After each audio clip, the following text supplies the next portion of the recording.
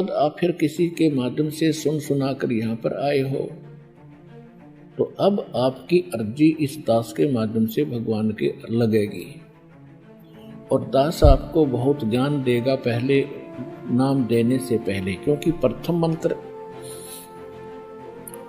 आपको जो दिया जाता है इसको हम वैसे तो सारा ज्ञान समझा कर ही देते हैं, मर्यादा भी बताते हैं। प्रथम मंत्र प्राप्त प्राणी यदि कोई गलती भी कर देता है उसका अक्षमा योग्य है, क्योंकि हम समझते हैं कि ये अभी ज्ञान से परिपक्व नहीं है, बालक है।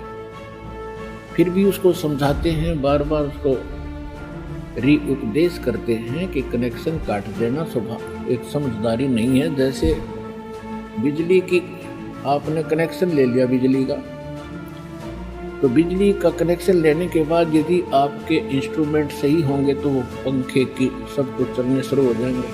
तो बिजली का कनेक्शन यहाँ से आपको दिया जाता सुप्रीम पावर का, और यहाँ से कनेक्शन लेते ही आपके घर पे बिजली आपसे पहले पहुंच जाती है, यानी परमात्मा।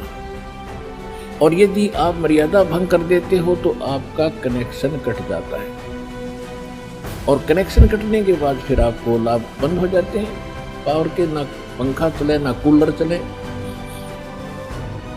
और फिर आपको पुनः कहा जाता है कि आपने नाम खंडित किया है, आपका कनेक्शन कटा है, पुनः से फिर से इसको सुचारू कराओ।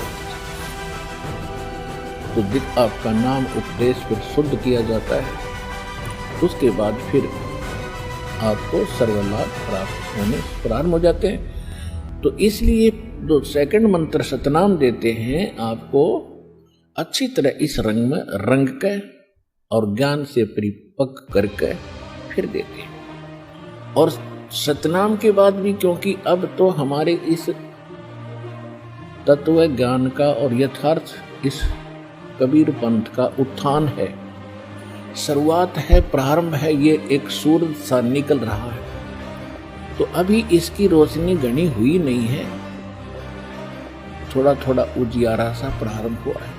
तो इसमें क्या समस्या हमारे सामने आ रही है कि अन्य जो समाज है वो इस तत्व ज्ञान से और भगवान से कति अपरिचित है।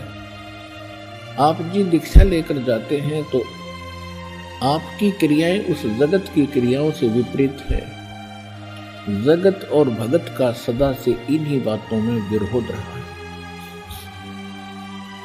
और जिस कारण से कुछ सामाजिक प्रेशर घर के घर में कोई ऐसी समस्या पैदा कर देते हैं तो आपका नाम खंडित हो जाता है।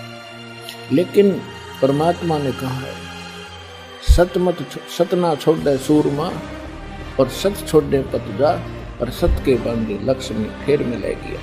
इस दास ने जब ये मार्ग प्रारंभ किया, ये ज्ञान चर्चा प्रारंभ की, कहीं की सुनाना शुरू किया, जो एक बार सुन लेता था दोबारा मेरे पास भी नहीं आता था, और ये सोचता था ये तो मेंटल हो लिया,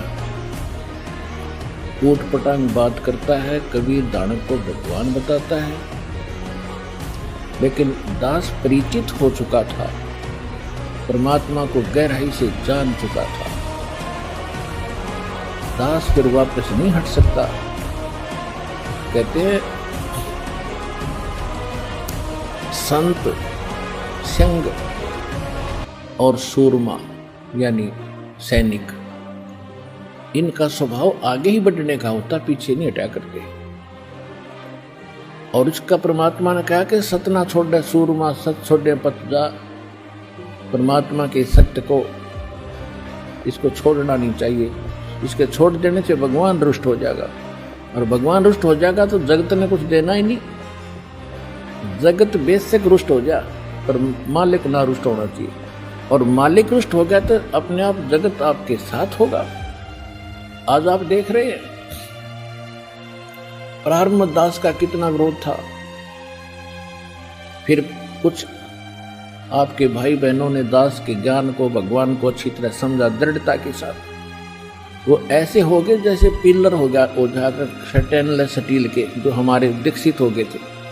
और 2006 में नकली आचार्यों ने और इन धर्म गुरुओं ने ऐसी झूठी अफवाहें फैला करके हमारा कितना घोर विरोध किया था, जेल तक जाना पड़ा। लेकिन जितने भी हमारे भक्त थे ऐसे थे जैसे मूसल होया करे लो के, उन्हें कोई मोड़ नहीं सका, उनको कोई वापस नहीं कर सका, उनको डगमग नहीं कर सका। तो परमात्मा की वो बात रह रह कर याद आती थी, सत न छोड़े सूरमा सत छोड़े पत्ता, और सत के बांधे लक्ष्मी या फिर मिलेगी।